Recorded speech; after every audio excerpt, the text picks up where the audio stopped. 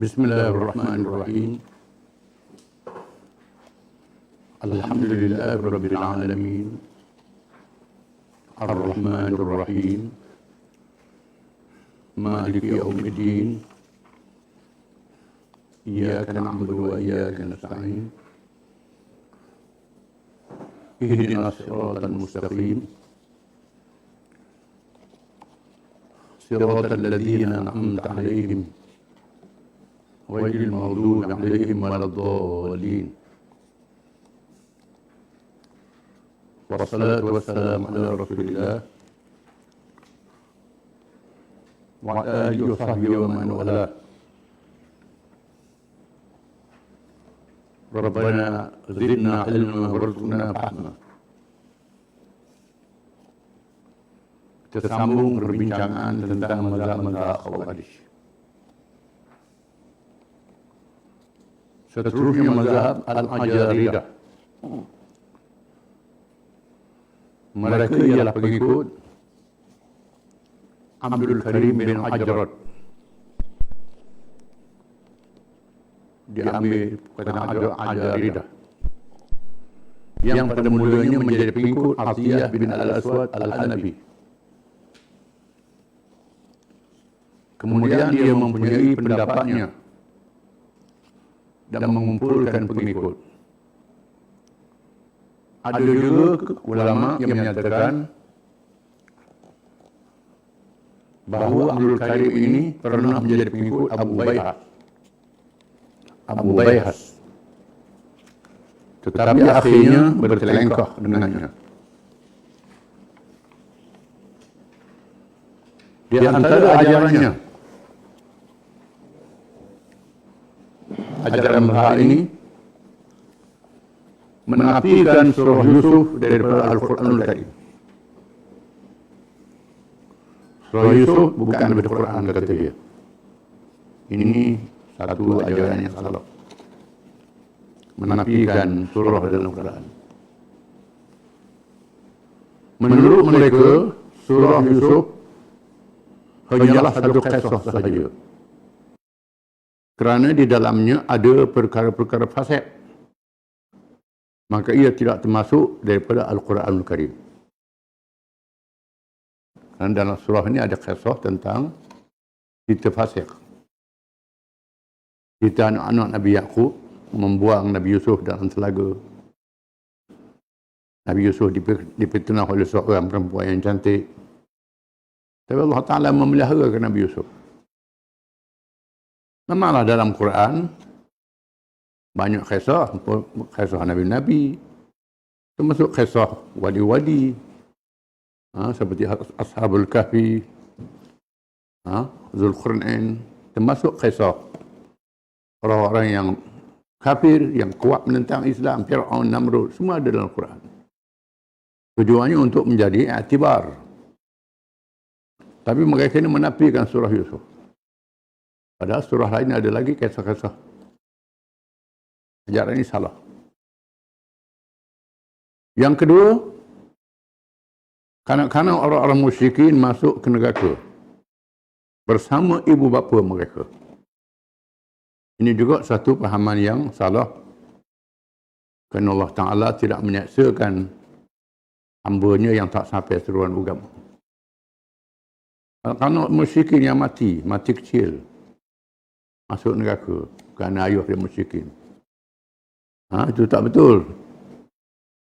Seseorang tidak menanggung dosa seorang yang lain. Wala taziru waziratun wizra ukhra. Ayat Quran mengatakan seorang tak menanggung dosa seorang yang lain. Dan dosanya bapa dia, bukan dia. Allah Ta'ala tidak menyaksa ulama tersebut dalam kitab-kitab hadis yang banyak, antaranya meriwayatkan bahawa anak orang musyrikin akhirnya masuk syurga. Mereka diuji oleh Allah Ta'ala, macam-macam riwayatnya. Jadi pendapat ni salah. Yang kedua, mengerjakan dosa besar menjadi kafir. Ini dah diterangkan dulu. Kerana orang buat dosa besar jadi kafir. Alasan dia kerana ada hadis, dia ambil zahir hadis. Ini kerana mengaji hadis pakai guna akal. Tak pakai sebabnya hadis mengikut kaedah bahasa Arab yang betul.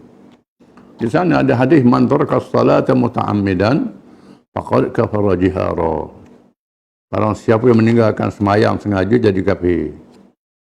La yazni zani wa huwa mu'min. Seorang tak berzina kalau dia beriman. Itu ada hadisnya. Tapi maksudnya bukan makna orang buat dosa besar itu jadi kafir, tidak. Kerana perlu dihuraikan oleh hadis-hadis yang lain. Yang antaranya sabit bahawa Nabi tidak menghukumkan orang yang tinggal semayang kerana murtad.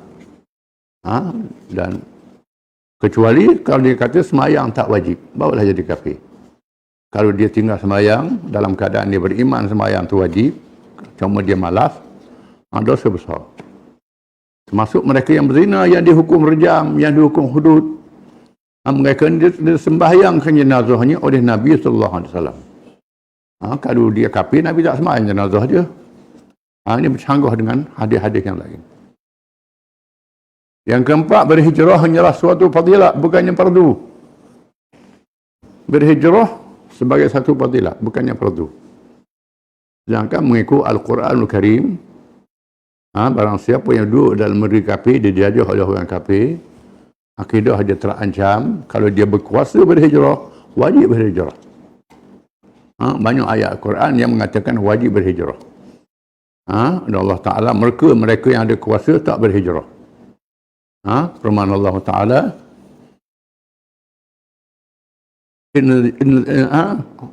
Allah sebut ada dalam Quran, innal ladzina tawaffahum al-malaikatu zalimi anfusihim qalu fima kuntum qalu kunna mustad'afin qalu alam ta'budu wasi'atan fatahjaru fiha fa ulaika ma'ahum jahannam wa bi'sal masir.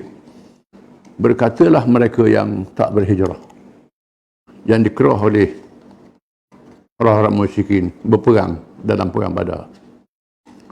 Mereka kata mereka tak berhijrah. Kononnya mereka percaya dalam je. Tapi bila dikerah berperang dengan Nabi, dia ikut orang musyrikin berperang dengan Nabi. Lalu mereka dibunuh dalam perang Badar. Lalu malaikat bertanya pada ruh mereka, mengapa kamu jadi begini? Qalu kunna mustad'afina fil ard. Mereka kata kami ni lemah, kami tak mampu. Qalu alam takun arduhu wasi'atan fatahajiru fiha fa ulaika ma'ahum jahannam wa bi'sal masir. Malaikat kata, tidakkah bumi Allah luas, mengapa kamu tak berhijrah? Mereka itu balasannya neraka jahanam, sebut buruk tempat. Ini menandakan hijrah itu wajib, bukan hijrah hanya fadilat. Jadi pendapat ni salah. Kemudian golongan ini berpecah pula kepada 15 mazhab kecil. Pecahlah 15 mazhab, terlalu banyak mazhab. Dia macam Syiah juga berpecah pada puluh-puluh mazhab. Jadi kita nak letak satu bakul tidak boleh. Nak pakai hukum semua. Jadi banyak mazhab. Ini mazhab Ajariyah ni pecah kepada 15 pula. Di antaranya Asy-Syu'aibiyah, mazhab Asy-Syu'aibiyah. Mereka ialah pengikut Syu'aib bin Muhammad Al-Khariji. Mereka menyalahi ahli sunnah dalam perkara perbuatan hamba, di mana mereka berkata bahawa hamba itu berusaha dengan qudra'nya sendiri, di samping berpegang dalam perkara imamah seperti golongan khawarij yang lain. Yang pertama, mazhab Syu'aibiyah ini mengatakan qudrah dan iradah Allah tidak ada pada hamba. Jadi perbuatan hamba yang dipilih, kuasa hamba itu sendiri. Ini mazhab Qadariyah. Kita akan baca kemudian mazhab Qadariyah. Akidah Qadariyah dan perkara qada dan qadar. Mazhab yang salah. Dan kata mereka, kepimpinan negara tak wajib. Tak perlu ada negara. Politik tak ada dalam Islam. Ini khawarij kan ni. Tak ada politik dalam Islam. Ini orang kita pun ada juga mazhab ni tak sedar. Penjajah bawa mazhab ini. Mazhab khawarij mengatakan imamah, kepimpinan negara tak ada dalam Islam. As-Saltiyah, mereka ialah pengikut Uthman bin Abi Salat, atau dikenali dengan As-Salat bin Abi Salat. Di antara ajaran golongan ini ialah mereka berpendapat bahawa tiada apa-apa sikap sama ada berwilayah atau beradawah, berkawan atau bermusuh dengan kanak-kanak muslimin dan musyrikin sehinggalah mereka balik dan didakwah supaya masuk Islam. Hubungan dengan budak-budak ni tak ambil kira. Kalau hubungan budak-budak ni tak ada ambil kira, tak ada dosa pahala. Wilayah ni berkawan, adawah bermusuh. Sedangkan hubungan yang mendatang pun ada dosa pahala. Macam mana hubungan budak-budak tak ada dosa pahala? Ini ajaran dia. Di antaranya Al-Maimuniyah, mazhab Al-Maimuniyah. Mereka pengikut Maimun bin Khalid. Di antara ajaran golongan ini ialah ni tambahan daripada ajaran yang lalu, bahawa qada dan qada itu daripada hamba, serupa dengan mazhab Asy-Syaibiyah tadi. Mereka juga menghalalkan perkahwinan dengan cucu perempuan dan anak perempuan, anak saudara perempuan. Mazhab mereka menghalalkan kahwin dengan cucu. Masya Allah, ini sudah menyeleweng. Berkahwin dengan anak saudara perempuan, ini sudah menyeleweng. Sabit dengan nas Quran. Dengan nas Quran haram berkahwin dengan cucu dengan anak saudara perempuan. Ini haram. Al-Hamziyah, pengikut Hamzah bin Adrak. Di antara ajaran mereka ialah berpegang dengan ajaran Qadariyah. Mereka berkata anak-anak orang musyrikin dalam neraka, mengharukan berbilang imam dalam satu masa. Ikut suka nak latih pemimpin dalam satu masa, ramah pemimpin tak apa. Ini ajaran dia. Al-Atrafiyah, ini satu mazhab lagi. Mereka pengikut Ghalib bin Syadil. Mereka berpegang dengan mazhab Qadariyah di samping mempunyai persamaan dengan golongan Khawarij yang lain. Kemudian As-Sa'alibah. As-Sa'alibah ada mazhab. Mereka ialah pengikut seorang pemimpin Khawarij yang bernama Sa'alabah bin Mashkan, yang pernah menjadi pengikut Abdul Karim bin Ajrad. Tetapi dia mempunyai pendapat yang berbeza dengannya.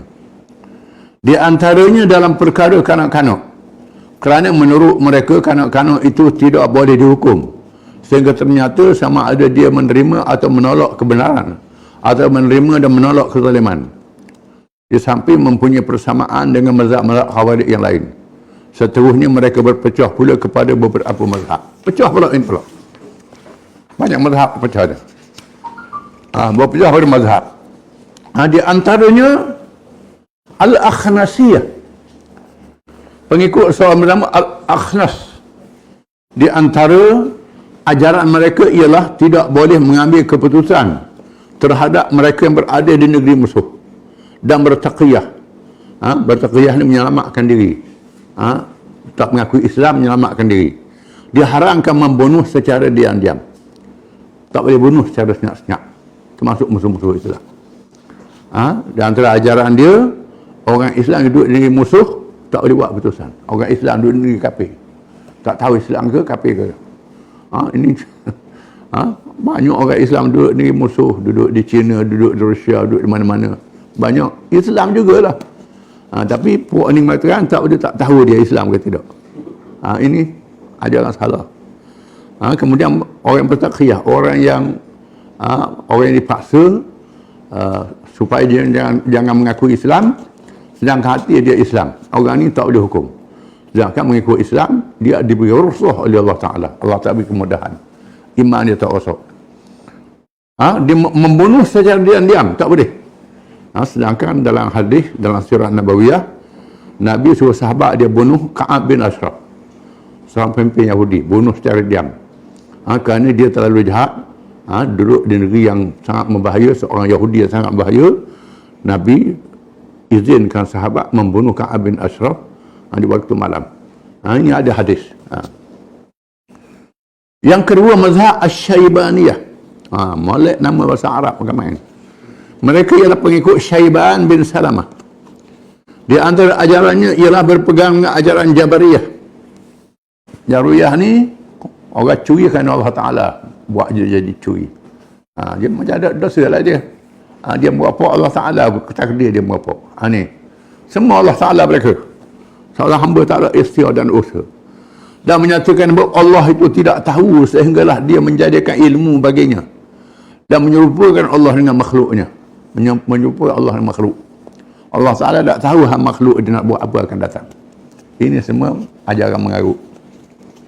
Yang ketiga, Ar-Rasyidiyah, pengikut Rashid At-Tusi. Dia bertelengkor dalam hukum fiqh dengan golongan yang lain. Di antaranya dalam menentukan qada zakat. Qada zakat lain daripada pendapat ulama lain. Mazhab. Di mana mereka berkata bahawa tanaman yang disiram dengan mata air atau air sungai, zakatnya 1/2 usyur. Tetapi golongan Khawarij yang lain berkata bahawa zakatnya ialah usyur, 1/10. Ini bab zakat ni. Yang keempat, Al-Mukarramiyah, pengikut Mukarram bin Abdullah Al-Ajali. Di antara ajarannya ialah bahawa orang-orang yang meninggalkan sembahyang menjadi kafir. Bukan kerana meninggalkan sembahyang, tapi kerana tidak mengenal Tuhan, kata dia. Setiap dosa bermakna jahil berkenaan Allah, dan jahil dalam perkara ini menjadi kafir. Orang yang jahil tentang sifat Allah terus jadi kafir. Sedangkan disebut dalam hadis, orang yang percaya pada Allah Ta'ala walaupun dia jahil, Allah Ta'ala terima iman dia. Dan setiap dosa besar yang dilakukan menjadi kafir lah orang yang melakukannya. Sama dengan orang lain juga. Jadi sambil itu mereka tidak sependapat dengan mazhab Sa'alibah yang awal dalam perkara yang lain. Perkara yang perlu dipahami, diketahui dan dipahami bahawa mazhab Sa'alibah dan pecahannya seperti golongan yang lain-lain juga yang dikira sesat dan menyeleweng daripada Islam yang sebenar, menyeleweng. Seterusnya mazhab Al-Baihaqiyah. Wallahu a'lam.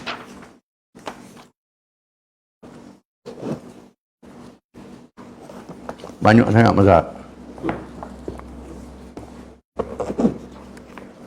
Sebahagian mazhab ini dibawa oleh orang yang bawa ajaran salaf di tempat kita ni.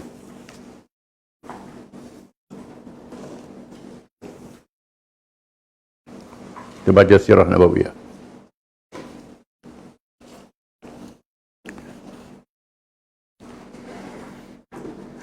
Bismillahirrahmanirrahim. Disambung tentang kisah Fathu Makkah, pembukaan Makkah. Ketegasan Rasulullah sallallahu alaihi wasallam. Mengikut riwayat Bishr bin Ismah rahimahullah, bahawa Rasulullah sallallahu alaihi wasallam bersabda, Khuza'atun minni wa ana minhum. Khuza'ah sebahagian daripada aku, dan aku sebahagian daripada mereka.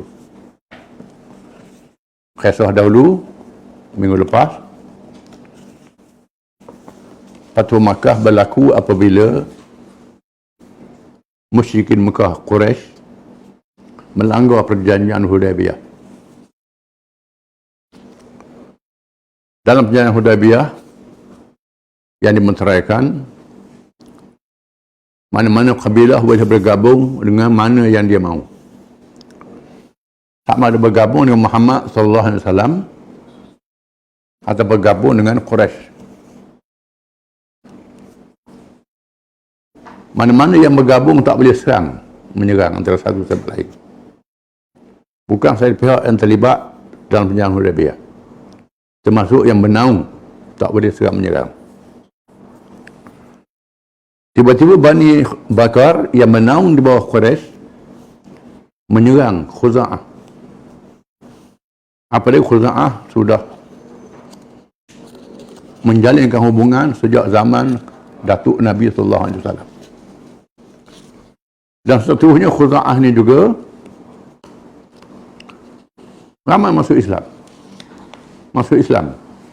Bukan sahaja bernaung, bahkan masuk Islam. Apabila Bani Bakar menyerang Khuza'ah, lalu pemimpin Bani Bakar bertemu dengan Nabi SAW mengadu. Mereka telah diceroboh oleh Bani Bakar. Maka Nabi bertindak terhadap Quraisy kerana Bani Bakar sudah melanggar perjanjian Hudaybiyah. Ada riwayat mengatakan Nabi bersabda, Khuza'ah minni wa ana minhum. Khuza'ah daripada aku dan aku daripada mereka. Bila serang Khuza'ah, macam serang aku, kata Nabi. Ini satu riwayat. Mengikut riwayat Ummul Mukminin Aisyah radhiyallahu anha, isteri Nabi sallallahu alaihi wasallam, kata Aisyah bahawa Rasulullah SAW tiba-tiba bersabda di waktu pagi sebelum kedatangan rombongan Khuza'ah. Belum rombongan mengadu, Nabi dah bersabda. Malaikat beritahu dah. Tuhan beritahu. Nabi bersabda, aku dimaklumkan berlaku peristiwa ke atas Khuza'ah. Aisyah bertanya, adakah Quraisy berani mengkhianati perjanjian? Aisyah tanya. Sabda Rasulullah sallallahu alaihi wasallam, ya, dengan kehendak Allah. Allah Taala yang mengatur begitu. Aisyah bertanya, adakah perkara yang berlaku membawa kebaikan? Baik ke kalau berlaku perkara ni? Sabda Rasulullah SAW, ya, ada kebaikan. Allah Taala tu. Itu mengikut riwayat Aisyah radhiyallahu anha. Mengikut riwayat Ummul Mukminin Maimunah radhiyallahu anha. Ini isteri Nabi juga. Di waktu malam ketika Rasulullah SAW dalam gilirannya, baginda sedang berwuduk tengah malam. Baginda berwuduk tengah malam gelap. Tiba-tiba bersabda, ya, ya, ya, 3 kali. Aku dijanji kemenangan, aku dijanji kemenangan. Aku dijanji kemenangan 3 kali. Setelah selesai berwuduk, aku bertanyakan Rasulullah SAW, mengapa mengulangi kata-kata itu seolah-olah bercakap dengan sesiapa? Tak ada orang cakap dengan siapa Rasulullah. Sebut tu. Macam cakap dengan orang. Rasulullah SAW bersabda, aku mendengar rayuan Khuza'ah meminta pertolongan. Rayuan Khuza'ah yang mengadu, diserang, aku dengar. Sapa ke Nabi dengan kuasa Allah Ta'ala. Masa itu tak ada wireless, tak ada telefon. Ini termasuk dalam perkara mukjizat. Perkara mukjizat. Mendapat pengetahuan tentang pencabulan Khuza'ah menyerang, diserang oleh Bani Bakar. Tiba-tiba pada esok hari, rombongan Khuza'ah merayu pertolongan. Esok hari sampai rombongan Khuza'ah merayu bahawa mereka sudah diserang oleh Bani Bakar. Bermakna perjanjian Hudaybiyah sudah dicabuli. Sudah melanggar perjanjian. Ini mengizinkan Nabi menyerang Mekah kerana Quraisy mencabut perjanjian. Persediaan dan kerahsiaan. At-Tabarani meriwayatkan bahawa Rasulullah SAW telah memerintah Ummul Mukminin Aisyah radhiyallahu anha membuat persediaan 3 hari sebelum ketibaan rombongan Khuza'ah. 3 hari belum rombongan Khuza'ah sampai, Nabi sama Aisyah bersiap nak keluar jauh. Tanpa diberitahu tempat yang menjadi sasaran, tak beritahu nak pergi ke mana. Ini rahsia peperangan, strategi peperangan. Seorang pun tidak mengetahuinya. Tak siapa tahu. Apabila Abu Bakar radhiyallahu anhu datang mengunjung dan melihat persediaan itu, ia bertanyakan anak Aisyah, persediaan untuk apa dan ke mana? Nampak bersiap ni nak Rasulullah nak pergi ke mana? Tak ada arahan. Aisyah menjawab, demi Allah, tidak tahu, tak tahu. Ini strategi peperangan. Tak diberitahu ke mana nak pergi. Tiba-tiba 3 hari selepas itu datang rombongan Khuza'ah merayu pertolongan. Datang pula Abu Sufyan.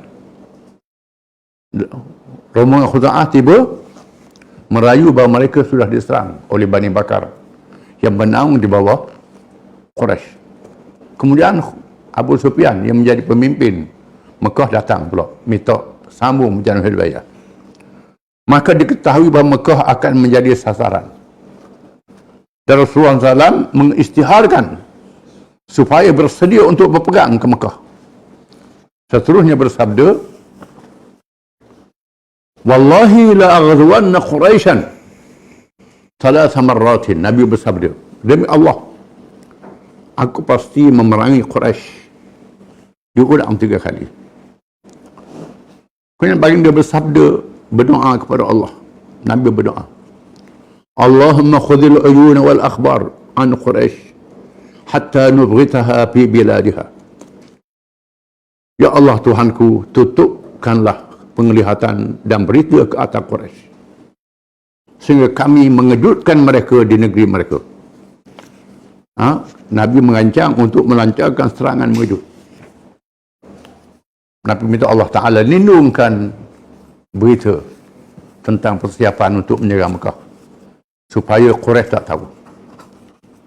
Seterusnya diikuti langkah menyembunyikan dengan mengatur taktik dan strategi perperangan, iaitu mengarahkan satu pasukan yang dipimpin oleh Qatadah bin Rubai dengan beberapa orang anggota di awal Ramadan, bulan Ramadan, supaya menuju ke lembah Azam yang terletak di antara Zi Khashab dan Zi Marwah, beberapa kilometer dari Madinah.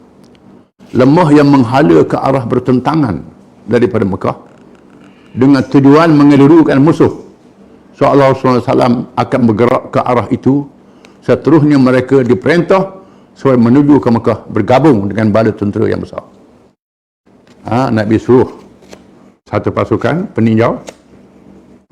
Mekah duduk di selatan atau di timur, belah selatan. Dalam peta tu duduk belah timur, belah selatan. Nabi suruh peninjau pergi ke belah utara, belah ke arah barat untuk mengeluruskan musuh. Seolah Nabi nak pergi ke lain, bukan nak pergi ke Mekah. Ini taktik peperangan. Tok Bama kita bila nak pergi ke Mekah pakai naskah, tebuk rumah. Kalau nak matahari jatuh, turun kalau saya naik buat pintu lain, itu Bama tu. Nabi nak berperang. Taktik perang. Kita panggil naskah, tu panggil. Naskah Nabi ni taktik peperangan. Bukan kerana siap amaja. Itu kena faham. Itu salah tu. Nabi buat itu untuk taktik peperangan. Taktik kerahsiaan dan merancang adalah perkara penting yang dilakukan oleh Rasulullah SAW, bukan semata-mata berdoa dan bertawakal kepada Allah. Menandakan ikhtiar itu ada. Taksi ada, walaupun Nabi mendapat pertolongan daripada Allah, tapi mesti ada ikhtiar. Merupakan kewajipan yang perlu dilakukan oleh manusia yang dikurniakan akal dan kebijaksanaan anugerah Allah Subhanahu wa taala.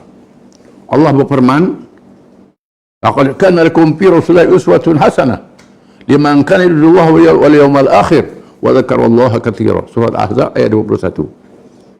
Sesungguhnya Rasulullah SAW adalah ikutan yang terbaik kepada sesiapa yang mengharapkan Allah dan hari akhirat. Di mana banyak cerita-cerita Rasulullah ni dipelajari di akademi tentera barat. Orang barat mengambil cerita-cerita Nabi untuk ilmu peperangan. Tapi kita orang Islam belajar dengan barat. Barat ambil dengan kita. Itu jadi terbalik. Jadi banyak. Dia ada satu buku yang terkenal dikarang oleh Jeneral Mahmud Syekh Khattab, seorang Jeneral Iraq almarhum yang sudah meninggal dunia, di mana banyak dia mengumpulkan peperangan Islam dan diambil oleh orang barat untuk diajar di akademi tentera. Seterusnya kesilapan orang yang baik. Tiba-tiba berlaku kebocoran rahsia. Berlaku rahsia bocor. Ini satu peristiwa Allah ajar kita. Di mana Rasulullah SAW diberi maklumat dari langit oleh malaikat bahawa seorang wanita membawa sepucuk surat bagi memaklumkan persediaan Rasulullah SAW itu kepada pemimpin Mekah. Malaikat beritahu ada seorang perempuan bawa surat. Beritahu Nabi. Apa kandungan surat tak beritahu. Wanita itu sedang berada di satu kebun yang bernama Khakh. Wanita itu ada di Khakh, satu kawasan kebun. Ali dan Al-Miqdad radhiyallahu anhu ditugaskan memburu wanita itu dan merampas surat yang dibawa. Nabi menugaskan Ali dan Al-Miqdad radhiyallahu anhuma supaya pergi ke kebun itu. Dia sana ada seorang perempuan, disipakkan pegang-pegang. Dia bawa surat perempuan ni. Mereka berdua dapat menemuinya, tetapi dia tidak mengaku membawa surat. Temu perempuan tu, tanya ada surat, dia tak mengaku. Setelah diancam untuk membuka pakaian, lalu surat itu diserah. Lalu Ali dengan Miqdad ancam. Kalau tak serah surat, kami akan lawah pakaian. Perempuan itu berserah. Menunjukkan bahawa dalam kes penyiasatan boleh buat. Ini polis pula ni.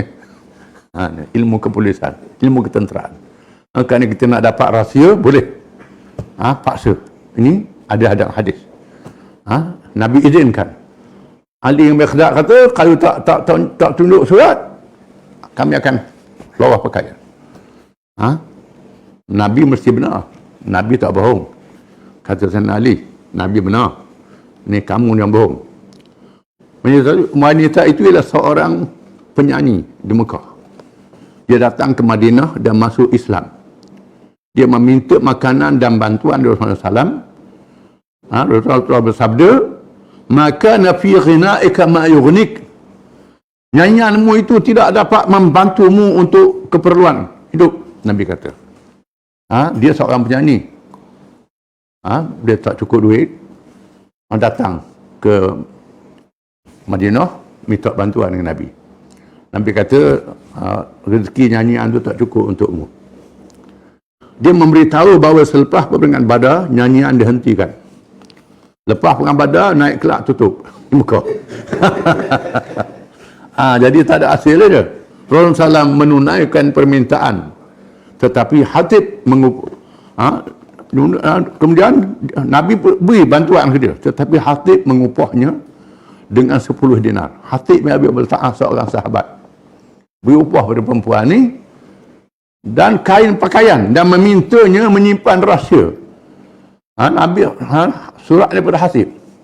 Hatib ni seorang sahabat, tulis surat membacakan rahsia.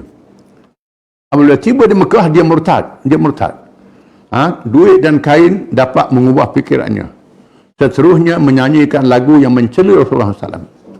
Ibnu Qayyim menegaskan dalam kitabnya Zadul Ma'ad, peristiwa ini menjadi dalil membolehkan tindakan begitu dilakukan ke atas orang yang disakiti menjadi pengintip kerana menjaga keselamatan Islam, umat Islam dan negaranya lebih penting, maka tindakan begitu hendaklah diambil. Apabila surat itu dibawa pulang ke Madinah, dibuka dan dibaca di hadapan Rasulullah SAW, tiba-tiba isi kandungannya daripada Hatib bin Abi Balta'ah memaklumkan perjalanan Rasulullah SAW ke Mekah. Dia adalah salah seorang ahli Badar yang tidak sepatutnya melakukan kesalahan yang besar ini. Hatib ini ahli Badar, orang yang hadir perang Badar. 313 orang yang Allah Ta'ala redha, sebut dalam Quran, mendapat kemuliaan. Tiba-tiba dia buat salah membacakan rahsia. Hatib dipanggil menghadap dan Rasulullah SAW bersabda, apa ini wahai Hatib? Ma hadha ya Hatib? Apa ini wahai Hatib? Dia menjawab, wahai Rasulullah. Hatib kata, wahai Rasulullah, janganlah gopoh bertindak menghukum saya. Demi Allah, saya tetap beriman kepada Allah dan Rasulnya, kata Hatib. Saya tidak menyeleweng dan menukar agama. Tetapi saya seorang yang ada hubungan dengan pemimpin Quraisy. Saya bukan dari kalangan mereka, padahal anak dan keluarga saya berada di tempat mereka. Saya tidak ada keluarga yang melindungi, padahal orang lain yang berada di sisimu mempunyai hubungan keluarga dengan mereka. Saya melakukan demikian semata-mata untuk melindungi anak dan keluarga saya di sana, kata dia. Saya buat min Rasulullah kerana keluarga saya masih hadir di sana, tak berhijrah. Orang lain, dia tinggal keluarga, ada orang jaga. Saya tak ada yang jaga keluarga saya. Maka saya nak buat budi lah. Buat budi supaya orang yang kacau keluarga saya. Saya tak murtad, saya tetap Islam. Saya buat begini kerana saya nak jaga keluarga saya yang ada di sana, kata Hatib.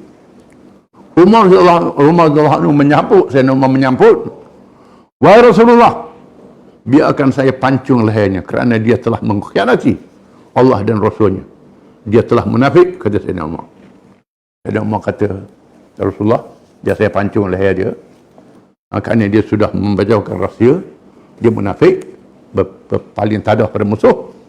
Rasulullah SAW bersabda, Rasulullah, wa ma yudrika fa inna Allah qad ta'ala ahli badrin faqala a'malu ma syi'tum qad ghafartu lakum, kata Nabi. Maknanya kamu tidak tahu bahawa Allah telah melihat secara istimewa kepada ahli Badar. Mereka menyertai perang Badar. Maka Allah berfirman, wahai ahli Badar, buatlah apa yang kamu mahu. Sesungguhnya aku telah mengampunkan dosa kepadamu. Ahli Badar dapat semsah. Allah Ta'ala mengampunkan dosa ahli Badar. Kita tak ada hukum. Ini permaan Allah Ta'ala. Kepada ahli Badar, wahai ahli Badar, kalau kamu buat dosa apa, aku ampun dosa kamu. Oleh kerana Hatib ni ahli Badar, aku tak boleh bertindak. Kerana dia mendapat perlindungan Allah, immunity. Allah Ta'ala yang buat keputusan. Aku tak boleh, kata Nabi. Allah kata begitu. Oh, menjawab. Dengan linangan air mata. Siapa menangis semua? Geram, siapa menangis? Dan air mata. Dan berkata, Allah dan Rasulnya lebih mengetahui. Kata Sayyidina Umar. Saya tak tahu nak buat apalah. Peristiwa ini menunjukkan bahawa kesalahan mengintip boleh dijatuhkan hukuman bunuh. Hadis menunjukkan bahawa orang yang buat salah jadi spy boleh dibunuh. Boleh dibunuh. Spy ni boleh bunuh. Hukum Islam boleh bunuh spy. Hadis menunjukkan begitu. Tetapi kerana Hatib bin Abi Balta'ah seorang ahli Badar, maka dia dimaafkan secara nas daripada Allah. Nabi tak bunuh kerana dia ahli Badar. Kalau dia tak ahli Badar, memang kena bunuh dah.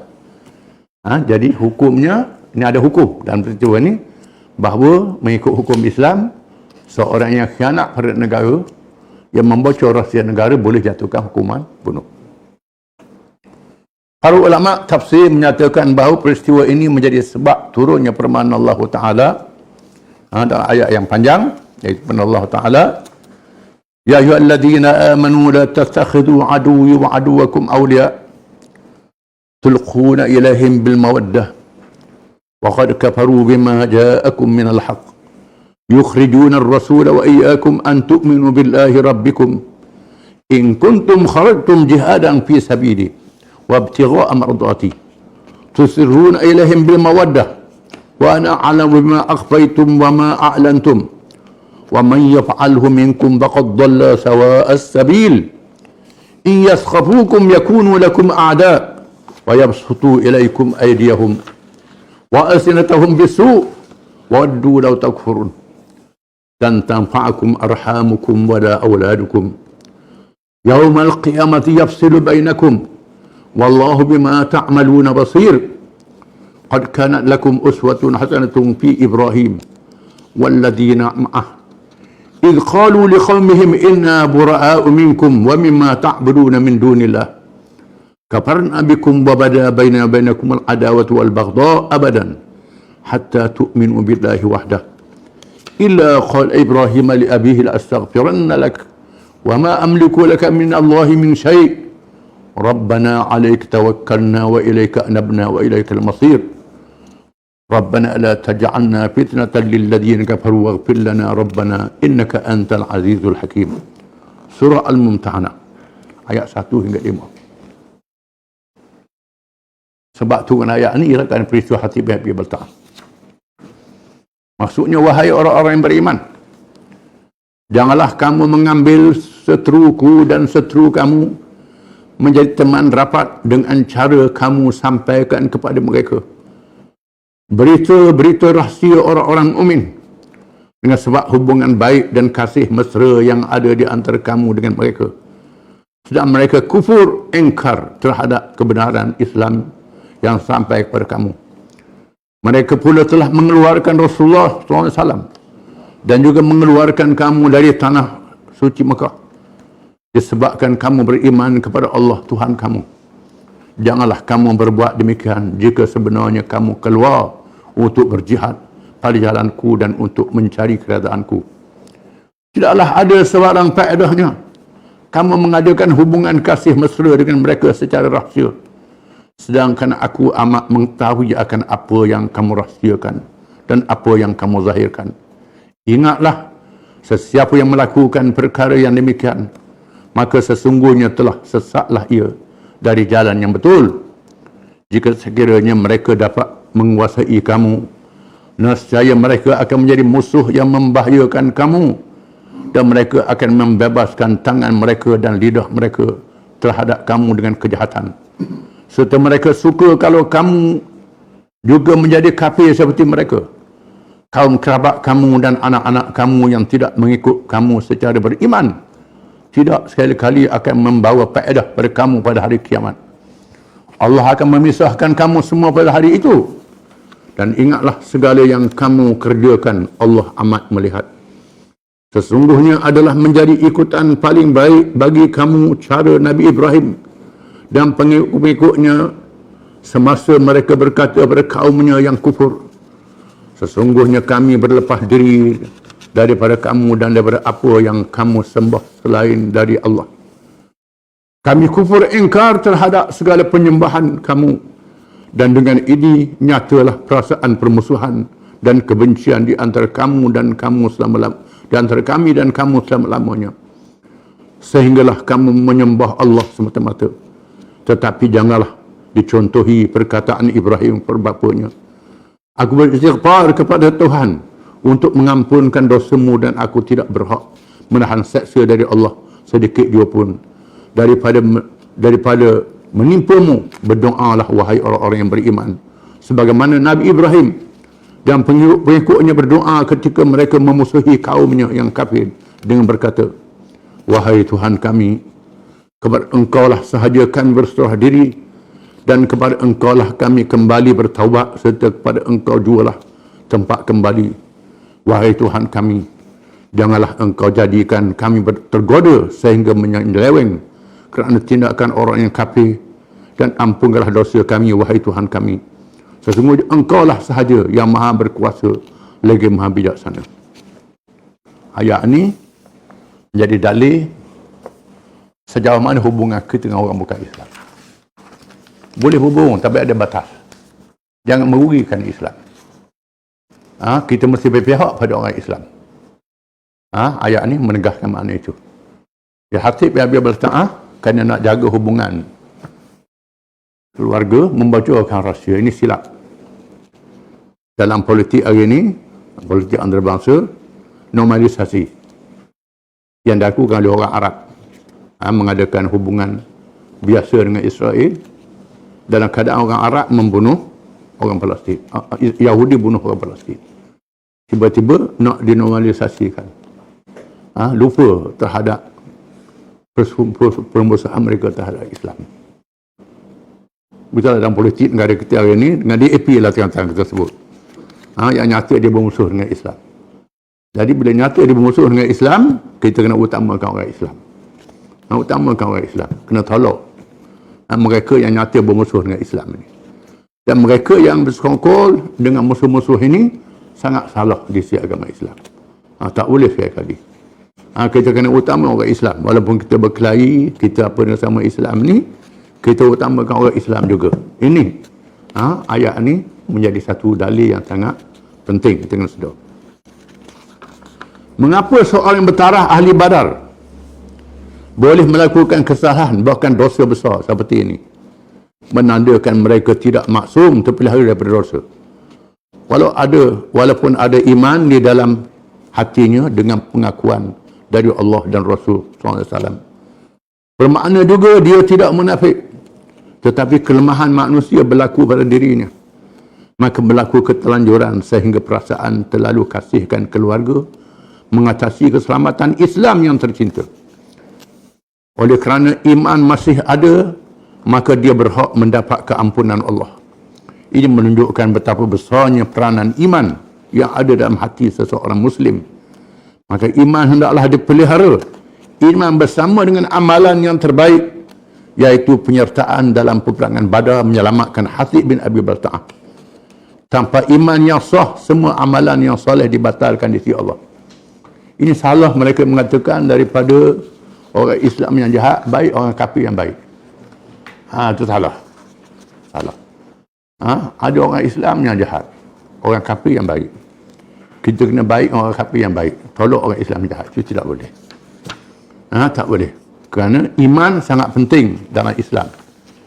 Selagi orang tu ada iman dalam diri dia, walaupun dia jahat, dia tak semayang, dia curi, dia merampok, dia menyamun, dia rasuah, dia buat zalim. Kalau iman tu ada, dia tetap masuk surga pada akhirnya. Tetapi orang kafir, iman dia tak ada. Dia baik, bukan main, tolongnya baik. Batu masjid pula. Orang kafir, dia batu masjid. Tolong orang Islam, tolong. Allah Ta'ala tak terima amalan, dia masuk neraka akhirnya. Jadi sebaik-baik orang kafir kalau tak ada iman, kesudahan masuk neraka juga. Sejak jahat orang Islam, walaupun dia jahat, masuk neraka sekalipun. Akhirnya Allah tak ampun, masuk surga juga akhirnya. Ini kena faham. Ini satu titik sempadan yang sangat penting yang kita kena, saudara kita kena faham. Wallahu a'lam.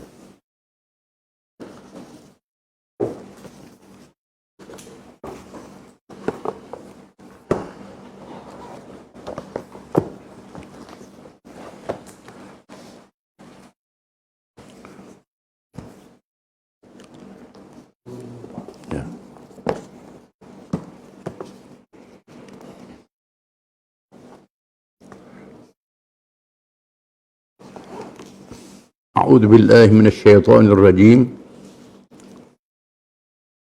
يا أيها الذين آمنوا أنفقوا مما رزقناكم من قبل أن يأتي يوم لا بيع فيه ولا خلة ولا شفاعة والكافرون هم الظالمون.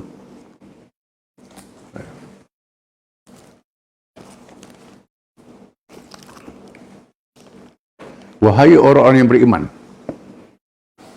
sebarkanlah sebahagian dari apa yang telah kami berikan kepada kamu sebelum tibanya hari kiamat, yang tidak ada jual beli padanya dan tidak ada kawan teman yang memberi manfaat, serta tidak ada pula pertolongan syafaat, dan orang-orang kafir mereka itulah orang-orang yang zalim. Ayat ini walaupun satu ayat saja, memberi makna yang sangat besar supaya kita mengerjakan amal yang soleh dalam masa kita hidup di dunia ini. Di antara amal soleh yang paling mencabar ialah amal menggunakan harta. Seringkali ayat Quran menyebutkan harta kemudian diri, harta dulu kemudian diri. Kerana Allah Ta'ala mengetahui manusia sangat sayang pada harta lebih pada diri. Dia sanggup menyabur-nyamur kerana cari harta. Sanggup berkelahi dengan keluarga kerana harta bersaka. Kerana nak harta bersaka, berkelahi dengan keluarga. Letakkan harta dulu, keluarga belakang. Menandakan manusia sangat berkait dan sayang pada harta. Dan Allah Ta'ala menguji mereka supaya menyumbangkan harta ke jalan yang baik. Sama ada nafkah yang wajib ataupun nafkah yang sunat. Nafkah yang wajib, iaitulah nafkah pada anak isteri keluarga ini wajib. Sumbangan untuk menegakkan agama dalam keadaan yang perlu, ini wajib. Yang sunat itu sedekah dan sumbangan menjadi sunat. Belanjakan harta sebelum tiba hari kiamat. Bila berlaku hari kiamat, tak boleh jual beli lagi. Sebaik saja mati, nak jual beli tak boleh dah. Nak berniaga tak boleh dah. Dan tidak ada kawan. Bila mati je, putus kawan. Malaikat iman. Tidak ada yang beri syafaat, malaikat dengan izin Allah. Dan orang kafir itu sangat zalim kerana tak sedar dalam perkara ini. Kita orang Islam mesti sedar dalam perkara ini. Gunakan kehidupan dunia kamu ini dan mengerjakan amal yang saleh mengikut kemampuan yang ada pada kamu. kita mesti sedar bahawa riwayat manusia ni bermula dengan dunia, kemudian alam barzakh, alam kubur, kemudian alam akhirat, dibangkitkan semula, selama-lamanya. Penggal-penggal ini dunia paling pendek sekali, kubur paling panjang. Lihat mereka yang mati. Orang yang paling panjang umur Nabi Nuh 1000 tahun. Nabi Nuh masa dia hidup 1000 tahun. Dia mati dah berapa ribu tahun dah Nabi Nuh mati. Menandakan bahawa masa dalam kubur panjang pada masa dalam dunia lagi. Masa kiamat selama-lamanya. Dan sebab itu gunakan masa kamu di atas dunia ini untuk mengerjakan amal kebajikan. Amal yang saleh. Sebelum kamu mati. Bila mati tak boleh nak buat apa. Nak menjaga tak boleh dah, nak belanja tak boleh dah. Bahkan bila mati putus dah dengan kawan. Dia sebut dalam hadis bahkan diceritakan seseorang itu ada 3 yang mendampingi diri dia, yang sangat dekat dengan dia. Yang pertama harta dia, yang kedua kaum keluarga dan sahabat handai, kemudian amal yang saleh, iman amal yang saleh. Yang dulu sekali putus dengan dia harta. Sebaik saja dia meninggal dunia, yang bersama dengan dia kain kapan. Kapan keranda. Itu saja bersama dengan dia. Itu saja bawa dalam kubur. Walaupun ada 1 bilion, triliun, berapa sekalipun, semua dia tinggal. Yang dia bawa yang buku diri dia, buku tubuh dia itu saja. Yang ada dengan dia. Yang lain putus. Kemudian keluarga dan sahabat handai sanggup hantar dekat kubur je. Tak sanggup kampus sekali. Kan ada orang sanggup kampus sekali dengan ayah dia. Tak ada. Tak ada. Kalau tu je, hantar dekat kubur je. Lepas tu, pergilah seminggu sekali, kadang-kadang sebulan sekali, kadang-kadang tak pergi ya. Ke kubur tu, dah ingat dah. Yang tak lupa, doa lah masa sembahyang. Kadang-kadang tak ingat dah. Keluarga dan sahabat handai. Yang selama-lamanya seorang ialah iman dan amal yang saleh. Ini terus dalam kubur sampai kiamat. Iman dan amal yang saleh. Yang sebab itu Tuhan kata, belanjakanlah apa yang tahu pada rezeki sebelum tiba satu hari. Tak boleh nak jual beli, sahabat handai tak ada, dan tak boleh beri syafaat malaikat dengan izin Allah Ta'ala. Di hari kiamat nampak ada yang boleh beri syafaat. Antara yang boleh beri syafaat di hari kiamat ialah Nabi. Sebab itu kita suruh berselawat. Dia suruh kita berselawat banyak-banyak kepada Nabi. Nabi beri syafaat umat daripada hari kiamat. Itu faedah kita berselawat. Termasuklah para syuhada, orang yang menegakkan Islam, boleh beri syafaat, rapat dengan dia. Ulama yang beramal dengan ilmu dia boleh beri syafaat. Termasuklah para malaikat. Ada malaikat yang beri syafaat pada hari kiamat. Syafaat diizin oleh Allah Ta'ala. Kalau Allah Ta'ala tak izin, tak boleh syafaat. Nabi Musa tak boleh syafaat pada Fir'aun. Walaupun Fir'aun ayah angkat dia. Ayah angkat yang jaga Fir'aun, yang jaga Nabi Musa. Masa Nabi Musa masih bayi lagi. Kemudian Fir'aun menentang Allah Ta'ala. Walaupun Nabi Musa teringat juga ayah angkat dia ni pernah jaga dia dulu. Hari kiamat Tuhan tak izin untuk beri syafaat. Nabi dengan Abu Lahab, saudara dia tak boleh beri syafaat. Walaupun dia seorang Nabi. Nuh dengan anak dia yang melawan dia tak boleh syafaat kerana anak dia sudah kufur. Syafaat hanya diberi yang Allah Ta'ala izin saja. Wal kafiruna humuz zalimun. Dan orang-orang yang kafir yang tak percaya sangat zalim. Ini ulama kata mujur lah. Kata Atha' bin Dinar, mujur tawal kafiruna humuz zalimun. Orang-orang yang kafir itu zalim. Mujur Tuhan tak kata orang yang zalim itu kafir. Kalau Tuhan kata orang yang zalim itu kafir, berat kita. Zalim sikit jadi kafir. Tidak. Orang kafir mesti zalim. Orang zalim tidak mesti kafir. Hanya ayat makna itu. Ada orang dia zalim, dia tak kafir. Tapi orang kafir mesti zalim. Balik, baik macam mana pun, mesti zalim. Meletakkan sesuatu kena pada tempatnya. Ini ayat yang sangat menarik. Wallahu alam. Cukup lagi ni.